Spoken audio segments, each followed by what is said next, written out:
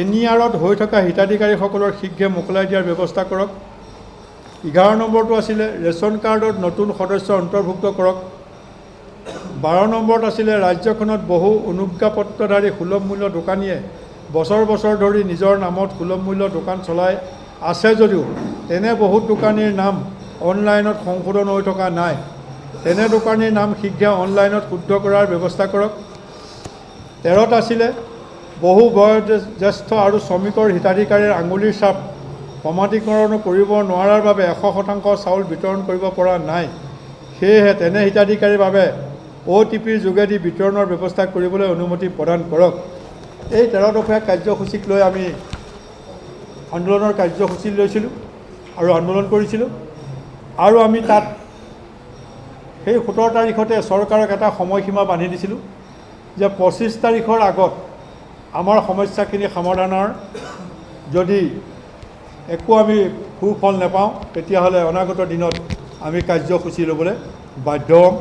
আৰু সেইমতে আমি জিলাবিলাকৰ পৰাও আমি সমৰ্থন পাইছোঁ। এতিয়া কথা হ'ল কি আমাৰ যি 25 তাৰিখটো এদায় হ'ল, এদায় হোৱাৰ লগে লগে 17 তাৰিখ থাকি 18 তাৰিখে অসমৰ প্ৰতিখন জিলালৈ আয়ুক্ত মহোদয় তথা অসম চৰকাৰৰ পৰা আমাৰ এই সমস্যাখিনিৰ ওপৰত জিলাবিলাকলৈ অৰ্ডাৰ তথা লেটাৰ প্ৰেৰণ কৰিছে। সেইখিনি আমি ইতিমধ্যে পাইছোঁ। তাৰপিছত আমাক আজি 28 তাৰিখৰ দিনা অসম চৰকাৰৰ মাননীয় মুখ্য খাদ্যমন্ত্ৰীৰ নিৰ্দেশক্ৰমে এডিশ্যনেল চিফ ছেক্ৰেটৰী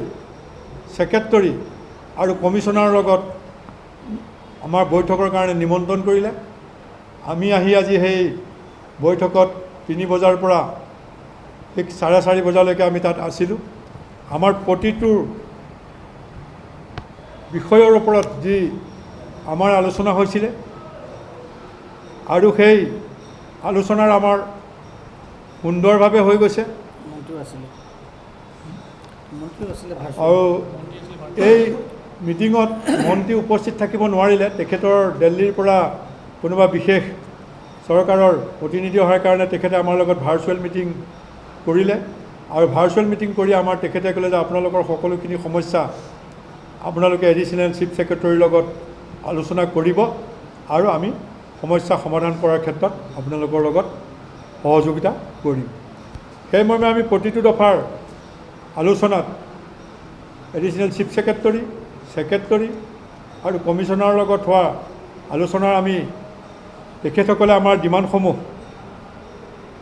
কেন্দ্ৰীয় চৰকাৰ তথা অসম চৰকাৰলৈ অতি শীঘ্ৰে প্ৰেৰণ কৰিম বুলি কৈছে আৰু আমাৰ সমস্যাখিনি সমাধান কৰিম বুলি তেখেতসকলে আজি আমাক এক প্ৰকাৰ পঠাই দিছে বুলি ক'ব পাৰোঁ। সেইখিনি কিমান দূৰ সম্ভৱ তেখেতসকলে কৰিব পাৰিব আমি সময়তহে জানিব পাৰিম। আৰু যদি আমাৰ সমস্যাখিনি সমাধান তেখেতসকলে নকৰে তেতিয়াহ'লে আমাৰ অসমৰ 33,000 দোকানীৰ লগত আমি আলোচনা কৰি আমাৰ অনাগত দিনত আমি কি পদক্ষেপ ল'ব লাগে আমি সেইখিনি ল'বলৈ বাধ্য হ'ম। আৰু আজি যি আলোচনা হ'ল সেই আলোচনাৰ যি পদক্ষেপ তেওঁলোকে লৈছে সেই পদক্ষেপৰ কাগজ আমালৈও পঠাব আৰু চাই মেলি আমি অনাগত দিনত আমাৰ সিদ্ধান্তবিলাক ল'ম। আৰু চৰকাৰক আমি দিয়া সময়সীমাৰ ওপৰত আমাৰ লগত যে আলোচনা কৰিবলৈ মাতি আমাৰ সমস্যাখিনি সমাধান কৰিছে তাৰ বাবে আমি ধন্যবাদ জনাইছোঁ। কিন্তু আলোচনা কৰিলেই নহ'ব, আলোচনা কৰি আমাৰ যিখিনি সমস্যা লৈ আমি আগবাঢ়িছোঁ বা আমি দিছোঁ এইখিনি কিন্তু আমাৰ সমাধান কৰিব লাগিব। যদি সমাধান নকৰে আমি কিন্তু অনাগত দিনত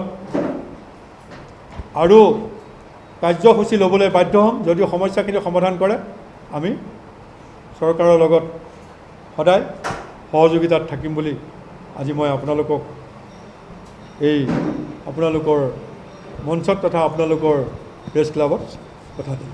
ধন্যবাদ।